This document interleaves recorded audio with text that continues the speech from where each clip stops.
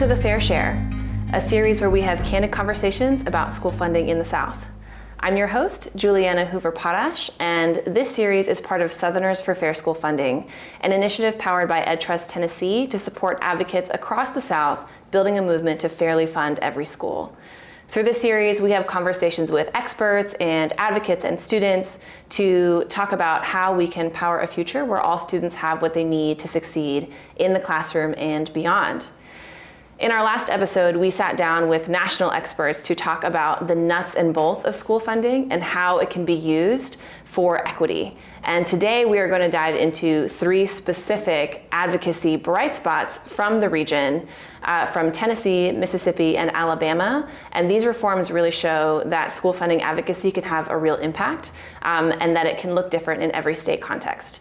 So in 2022, Tennessee passed the Tennessee Investment in Student Achievement Formula. In 2024, Mississippi followed with the Mississippi Student Funding Formula. And in 2025, Alabama passed the RAISE Act. And all of these formulas are partially or fully student-based, which means that there's additional funding going to students with greater needs. So today we're going to dive into those stories and hear about the what, the how, the why, and where these states are headed next. So I'm honored to welcome today three amazing advocacy leaders who are speaking to these stories. We have Mark Dixon, who is the president of A+ Education Partnership in Alabama.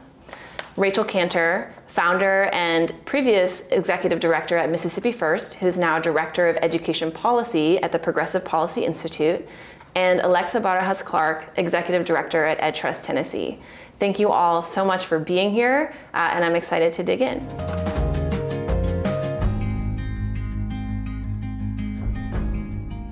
So to get us started, I would love to hear from each of you, before we get into the how, what was your North Star goal? What was the thing that you oriented yourselves around as you went on this long and sometimes uphill journey towards school funding reform? Mark, I wonder if you could kick us off, and other folks feel free to jump in. Sure, it's my pleasure, and thanks for having me. Really for us in Alabama, we had the benefit of learning from Tennessee, from Mississippi as well, as we were looking at how to update our 30-year-old funding formula in Alabama we call the Foundation Program. For us, the North Star was really an investment in student needs. Alabama has a significant population, one of the highest rates of student poverty, a growing population of English language learners, no dedicated funding for special needs at the state level. And so a lot of challenges that we were trying to focus on. And we also have no local funding for our charter school students, which is something that we've worked on. And so a big gap there. And so for us, it was about how do we invest more, take the funding formula that we had, make it more flexible, but really focus on a significant investment that we're going to focus on the students that need it most. And so that was certainly our top priority. So in Mississippi, I think what we were trying to do, and what I think we were successful at, was make good on the promise of a fair student-focused funding formula that our legislature had originally made in 1997, which is when they changed from what we had, a foundation-based funding formula, to a hybrid formula. So we had a part of our money that was student-based. There was a base student cost and a teeny tiny amount if you had a child in poverty in your district. You got a teeny tiny extra for each child in poverty. And then we had another big chunk of money that was coming through what we called the categorical programs, or the add-on programs. So these were specific funding formulas, mostly based on teacher units for things like special education, gifted education. There were 5 categories, but things like that.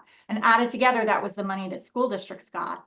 And over time, it became very obvious that this formula that was intended to make the money distribution more fair and to allow the state to give extra dollars to communities that could not raise them on their own, the formula had become distorted.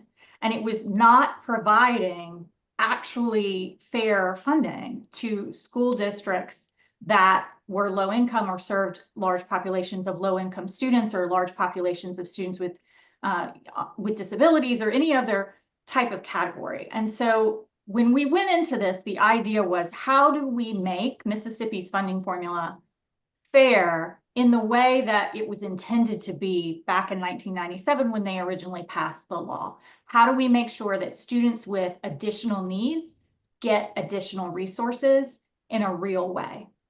I love hearing both of these examples. I think for us, at EdTrust-Tennessee, at our core, we're about closing opportunity and achievement gaps. And so when we were thinking about, how we do that most effectively with the most amount of impact for the students that we were trying to advocate on behalf of, we knew that if there was an opportunity to focus on school funding reform, that is where it was going to matter the most. And so baking equity into the formula itself became a huge campaign that we were all on board about. I'd also say some important context for us is that at the same time that we were doing this advocacy work, we were starting a statewide coalition around a shared policy agenda.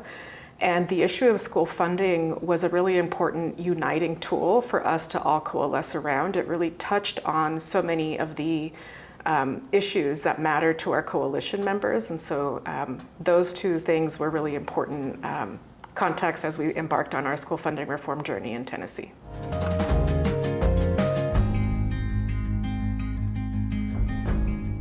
So I'd love for each of you to just say, with that North Star goal as the backdrop, what are some of the, one or two really specific things about the previous system your state was using that wasn't working, that was broken? And some of you touched on this already, but what's one or two of those things where there was a lot of room for improvement, where the reform really took care of it or took a big step forward? When we went into this process, the first thing we did is we spent a lot of time looking at the data about how state dollars were actually distributed to school districts and whether or not that was correlated in any way to the poverty of those school districts. Because that was the original intention of our formula when it was passed in 1997, was to give additional state dollars to school districts that couldn't raise them locally. And what we found was that there was basically no correlation whatsoever between the school districts getting a lot of state money and the school districts that were in poverty. And that was because there were all these problems baked into the way the formula had been designed, both that student weighted piece and the add-on programs that in very subtle ways gave additional funds to school districts that already had additional funds. In Alabama, we have had this, as I mentioned, this formula, the foundation program, for 30 years. One of only 6 states in the country at the time when we were looking at this that still used this method.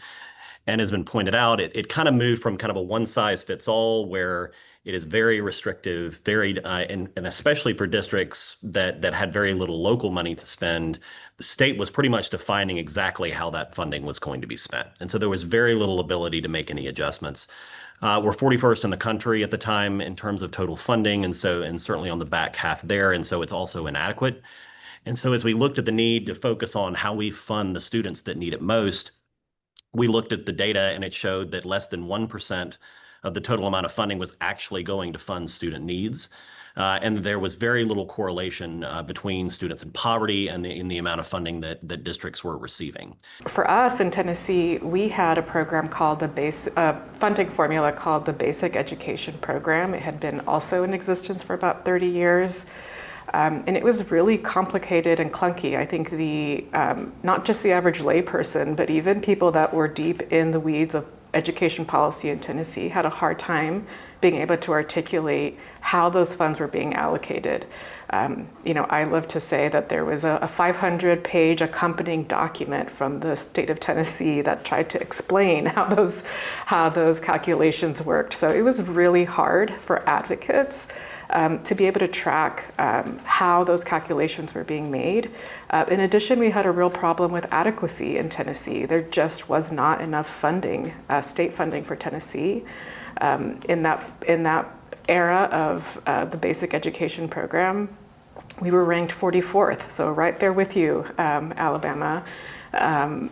We, at the time, I think, we were funding students nearly $4,000 less than the national average per student. And so there was a real problem. And so what we got in its place was TISA, the Tennessee Investment in Student Achievement Act. And it's making a world of difference, we hope. We're in the implementation phase, but the shift alone is huge for students. Number one, it's easily explainable. You can explain it in one slide, in one page. There's stackable weights, there's a base amount, and depending on unique student needs, you add on additional components. It's just a pretty relatively straightforward formula to explain. I'd also say that our governor, at the same time as we were passing this funding reform, made a historic investment. He gave an additional $1 billion in recurring state funds, and so that is also a huge part of the win.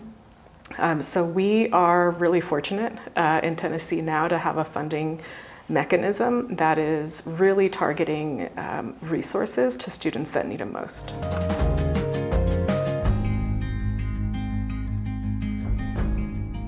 Can you talk about partnerships and how partnership played a role? You already talked a little bit about the coalition that exists here in Tennessee, partners and also unlikely allies, reliable messengers. Who were the people that had to be part of this to make it possible? Yeah, I love this question because I think so much of the work that we're doing across the South is because we share many similar political contexts, is showing how reform like this is possible. And for us, we know it could not have been done with just one organization helming the campaign. When I look back at this work, it really was an all hands on deck situation. It was a broad tent coalition approach. We had top leaders, we had grassroots, and everything in between. We really were focused on building a lot of urgency around the issue at all levels. I remember we built a whole series called Dollars and Cents. We were trying to train everyone that would listen on understanding why school funding was so important and why this moment where it was going to be a proposal really mattered for us to be engaging with legislators on the things that mattered most to us. So for us in Tennessee, the effort really required all of us to engage our networks. We all had different relationships, and all of it mattered in the end for us to really drive this work forward. In Alabama, it was a little bit different. A lot of leadership, I know, in Tennessee and from the governor's office, really legislative driven, though, I think at least in the beginning in Alabama. And it started with leadership. And that where our budget chairman, Senator Arthur Orr, and Representative Danny Garrett really led the charge. Beginning in 2024 to study modernizing our school funding formula with creation of a legislative study commission that spent 8 months going very deep on a lot of data, really trying to understand the challenges of our existing system, the opportunity of going to a full student weighted funding formula, or whatever adjustments that they wanted to make. And that process really led to kind of the three options. We've learned all of this. Do we want to do nothing? And this is kind of when Chairman Garrett said, do we want to do nothing here? Or do we want to do a full student weighted? Or do we want to do some mix of the two? And it was very clear from that commission and from other state leaders at that point that we must do something, that it is time to tackle this problem. And so it really did help to build that momentum at the state level. And that was a lot of support from Bellwether and other national partners that provided the expertise needed to support those legislators and the governor's office in that decision making. But similar to Tennessee, we also had a very strong coalition and learned a lot from that model. We created the Every Child Alabama Coalition in Alabama, which is now 49 partners that came together really to give a voice to grassroots organizations across the state that don't always engage or really rarely ever engage at policy at the state level.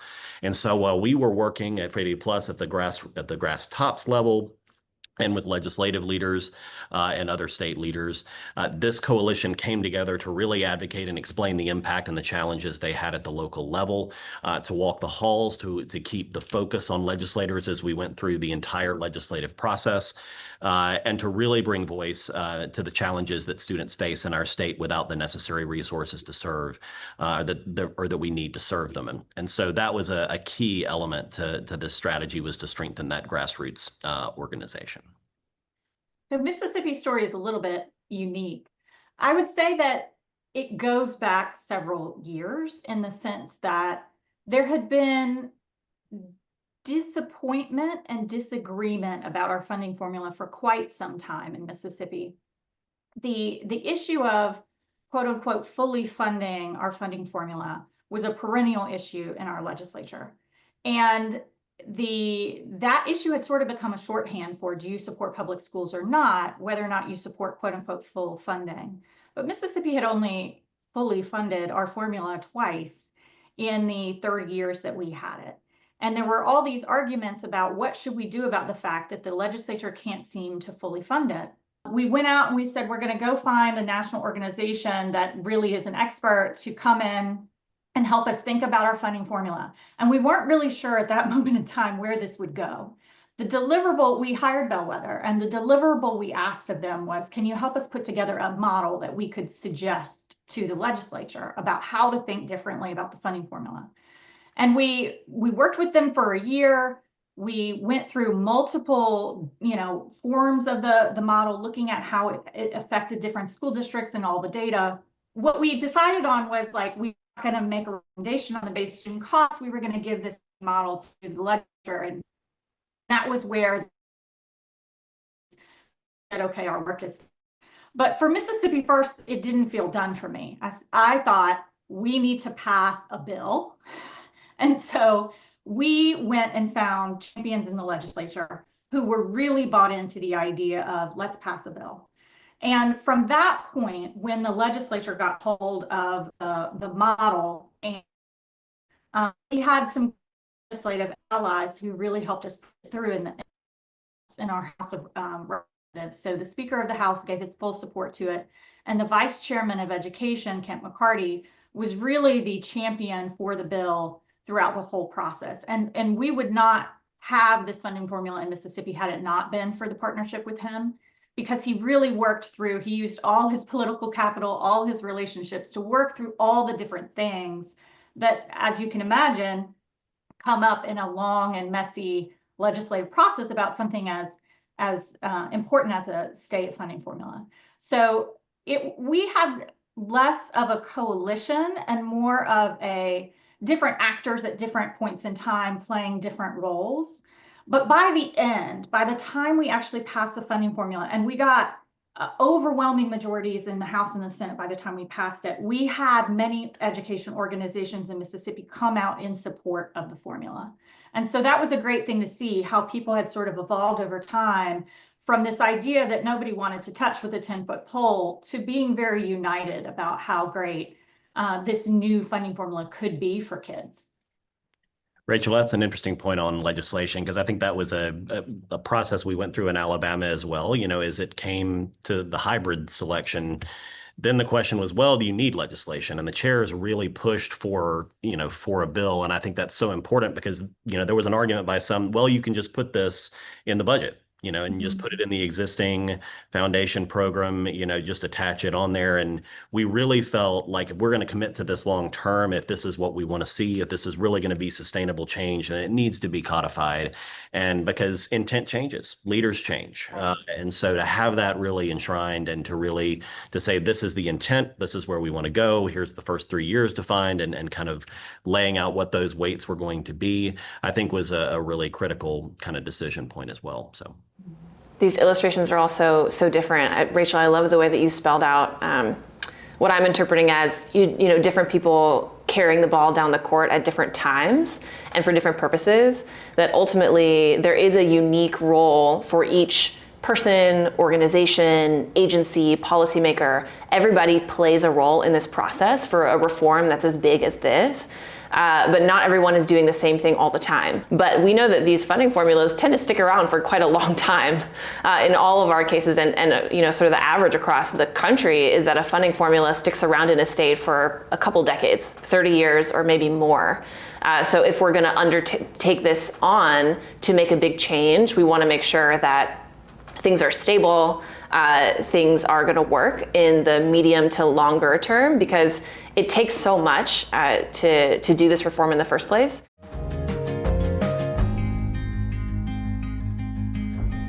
So thinking about the challenges that you all faced, Mark, you already kind of hinted at the decision-making process around moving towards the hybrid instead of a fully student-based formula. If you want to touch on that or something else.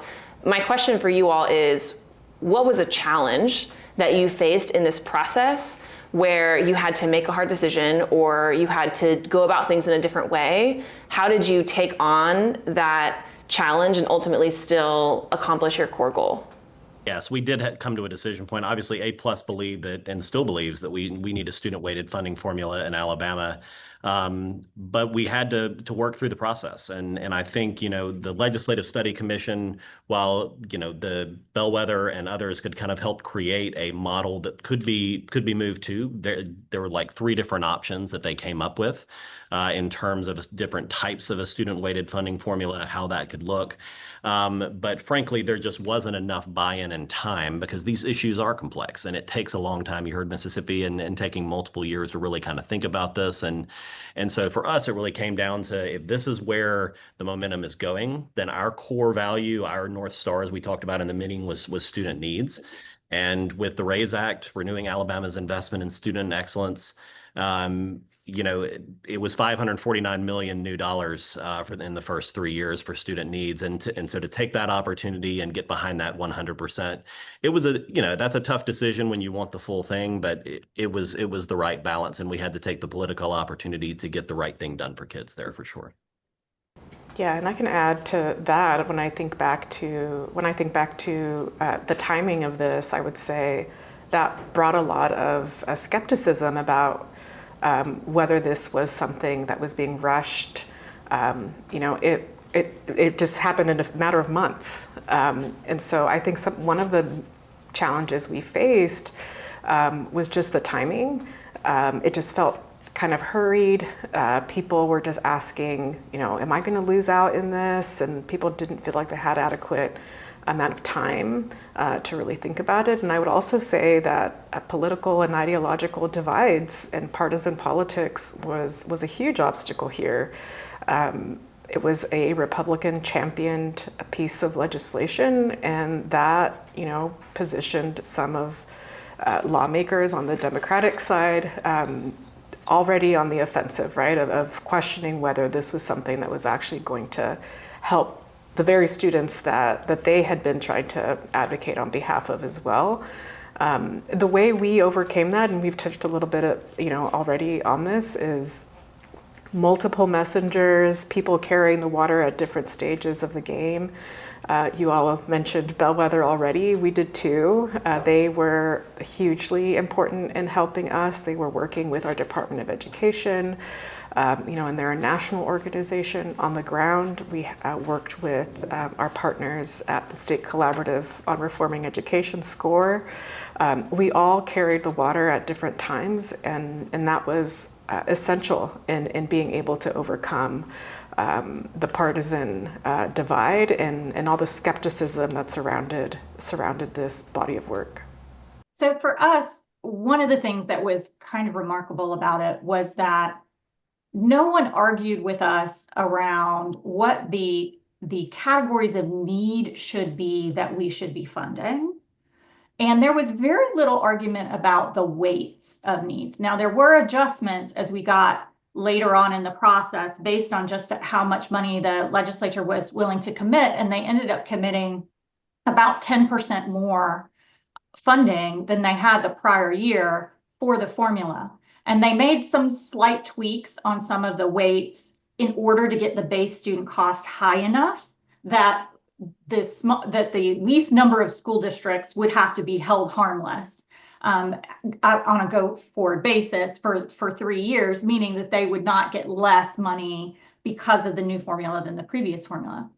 Where the real sticking point was around the base student cost, not in terms of how high it should be, but how it should be determined.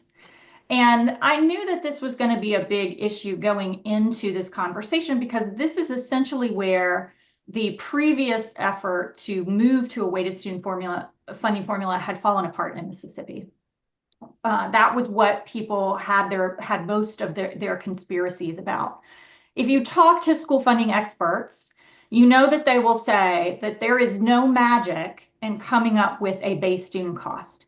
There's no perfect way to do it. There's truly no quote unquote objective way to do it. There are different ways to do it, but every way has its flaws. And school funding experts will say the best thing you can do is to set an amount the legislature can fund and worry more about how you distribute the money across needs. And ultimately, what we came to was an agreement to have a formula for the base that we will revisit in 3 years, but that in the initial year, we were just going to set a number. And so it was not a hill I was willing to die on. If this is what was necessary for people to feel like this wasn't a conspiracy against public schools, then let's make that compromise. Because we weren't sitting here arguing that schools didn't need more money. We weren't arguing that kids in poverty shouldn't have more resources. We weren't arguing that we needed a fairer formula. We weren't arguing about any of the essential things. We were arguing about something that was very technical. And so I think that we made the right decision. I think over time, it will be something Mississippi will have to go back and look at because there are some problems with the way the language was put in the bill at the last minute to make that compromise. But ultimately, I think it was the right choice in the name of progress and in the name of kids. That base was really a challenge in Alabama as well. That was really one of the core reasons that folks just couldn't wrap their heads around in order to get to a fully student-weighted funding formula, because we had some of the same conversations and the same, I won't repeat everything it said because it was almost exact. And I think for us, again, it was that money for student needs, but at the same time, people just couldn't shift. It had been so calculated for so long, and they just couldn't wrap their heads around that. All the models showed they'd receive more money. But they just couldn't get their head around the fact that we were going to have a number and not a very complicated formula that was just complicated to get to the same number that you had already set. So it was fascinating to see. And the irony of it was that because the formula had not been fully funded more than twice, the legislature was just quote unquote picking a number anyway, and then backing into what the base student cost was. So they were doing these very complicated formulas literally every year and then every 4 years, and then having an auditor come and check the Department of Education's work. And then they were just picking a number anyway based on what the legislature thought they could fund.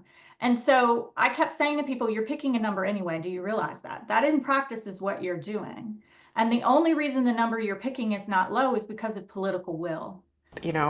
Juliana asked a question earlier about effective messengers, and I would just make a point on the messaging really matters, and that school funding formulas are, I was going to say one of the, but probably the most complicated education policy issue. And when we're talking about formulas and dollars and numbers, for us, we learned that when we're able to translate all of that into what it means for actual students and what it means for a specific classroom, is it more high quality teachers in a rural area? Is it a guidance counselor in an area of that where there's high poverty?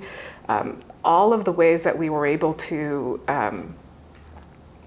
guide folks into asking the right questions and talking about the impact of what this ultimately meant, and centering, of course, on the data and the numbers, but really making it about the students is what ultimately was the most effective for us. Yes, determining the base amount is such a good container for exploring the ways that this process can get so complicated, because at the end of the day, everything in the formula is math, but the way that you get to change is not actually that scientific, in my opinion. And so, the base amount, I guess someone who's more of a theoretical expert would tell you that the base amount should be enough money to cover the basic educational needs of sort of an average student who doesn't need extra help with anything. But in reality, as all of you have pointed out, the base amount is a foundational thing that has to be in the formula, so you can multiply other things by it. And the way that you get to it is really based on what your state can afford to invest. So one thing that we are really doubling down on through our Southerners for Fair School Funding initiative is that one thing that states really need to keep an eye on is not necessarily the magical, complicated formula equation you use to determine your base amount, but sustaining investment over time. What does it look like to make sure that we're making good on our promises of providing an adequate education to every child by just increasing it every year? Maybe more important than what's the math you use to get to that base amount is how are you making sure that over time you're keeping up with the promise that you made, or your basic responsibilities for educating all the students in your state.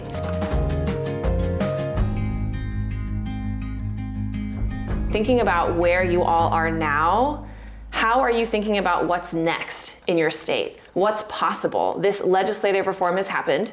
No easy task. So much work went into this, and you're already in a very transformational place compared to where the state was however many years ago. So maybe starting with Alexa, can you tell us what's next in terms of implementation and impact, and then Rachel, and then Mark? Thank you, Julietta. And I wish I could say our work was done after we got our funding reform passed, but as my friends here know, the work is far from over. In many ways, it feels like we're just beginning.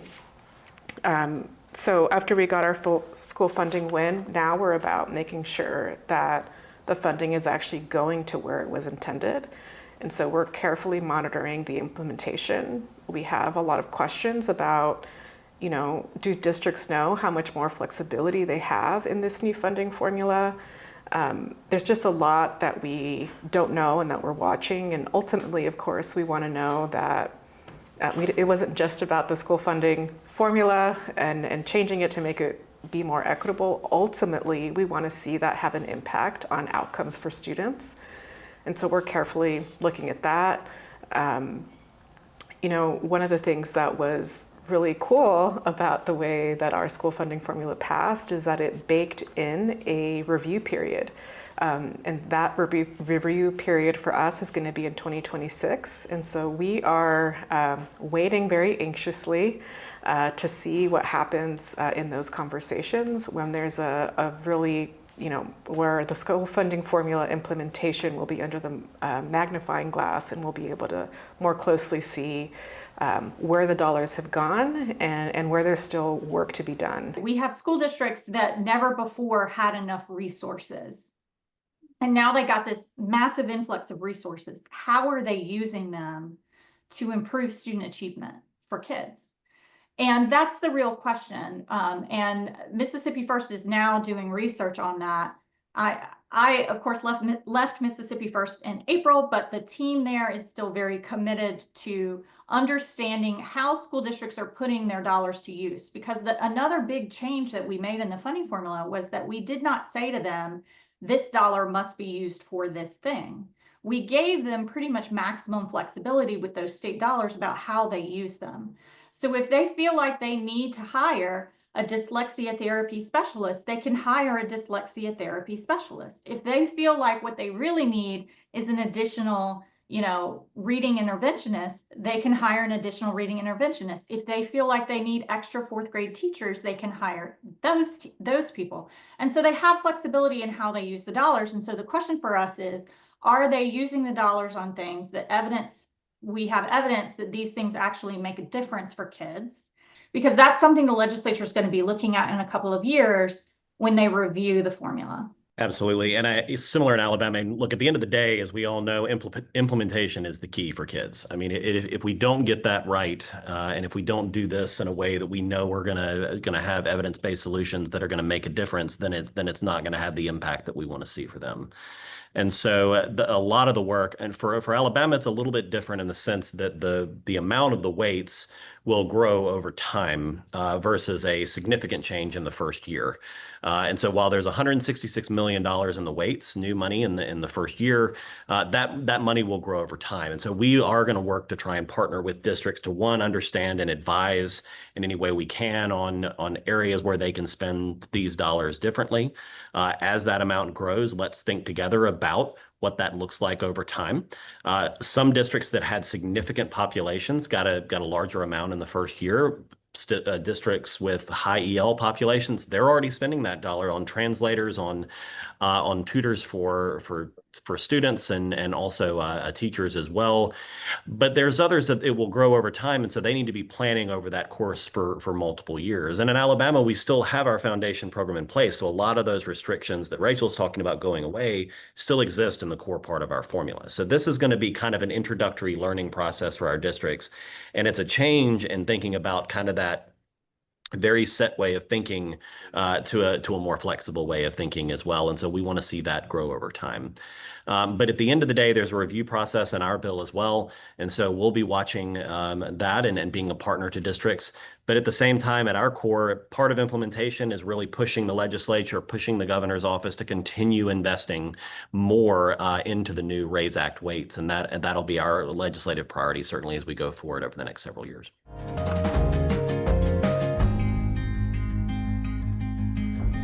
So before we close out, I would love to hear, while we have the three of you amazing leaders on with us, what is a word of wisdom that you have for someone else who's in a southern state thinking about resource equity, thinking about school funding? You've already given us so much to chew on today, but if you could tell people one thing to walk away with that could inform their work and make their work stronger, what might that thing be? So I would say know your current formula inside and out, and who benefits and who does not benefit.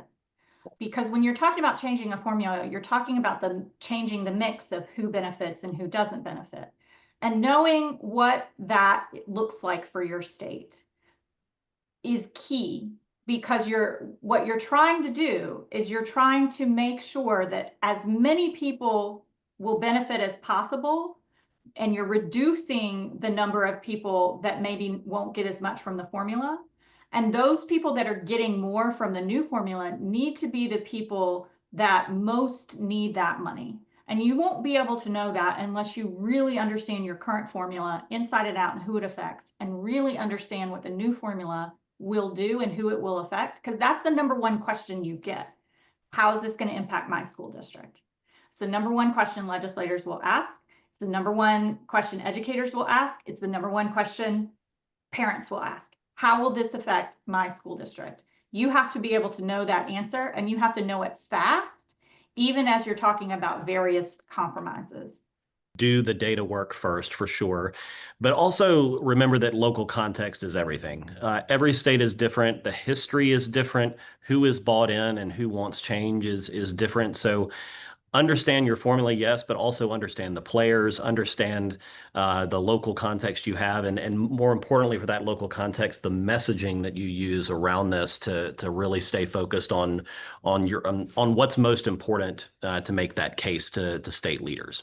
To really make that messaging as simple as possible, because this is very complex. It is easy for people to push aside. But if you have that data that Rachel talked about and you have those core messages, you'll be a lot more effective. I love that. I think in our advocacy work, not just on school funding reform, but we have also leaned into and embraced trying to be the most informed and most knowledgeable person in the room, always on whatever issue that has really taken us far in a lot of spaces.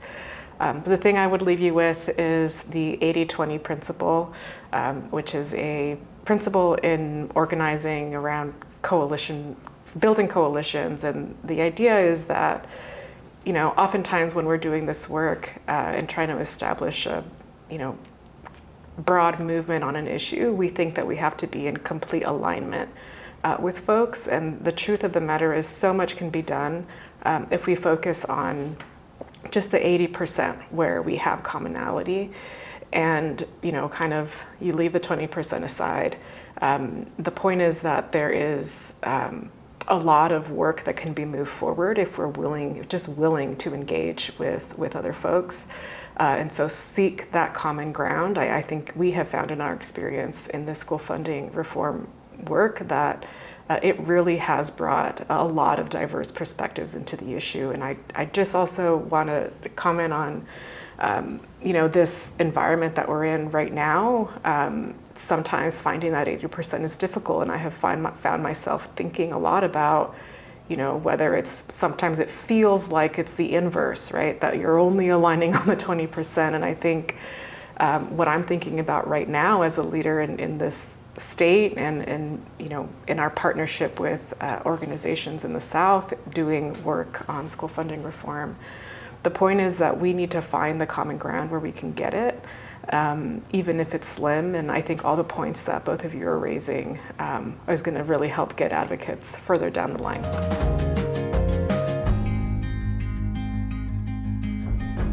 Thank you all so much. This conversation has taught me a lot about the stories in each state. One thing I'll point out is, again, these reforms are a really big deal. We really believe that the South is the place for this work and that this is the time for this work. We said earlier that school funding reform can take 30 years. And in the last 4 years in the South, we've seen 3 states make major changes. That is a really big deal. So if you're a person in a southern state and you're thinking about school funding, you're in good company. There are people around you who have walked this path or walked a parallel path to yours, who have a wealth of expertise and knowledge. And you heard each person also refer to a broader network of supports, national experts and neighbors and other folks who have come alongside them in their journey. So if you're thinking about doing school funding work in your state, now's a great time to get involved. And if these stories have piqued your curiosity, you can go to each of these organizations' websites. They all have amazing resources where you can learn more and take the deep, deep dive on their old formula, their new formula, and everything in between. So thank you all so much for being on part of this conversation, and we'll see you next time on The Fair Share.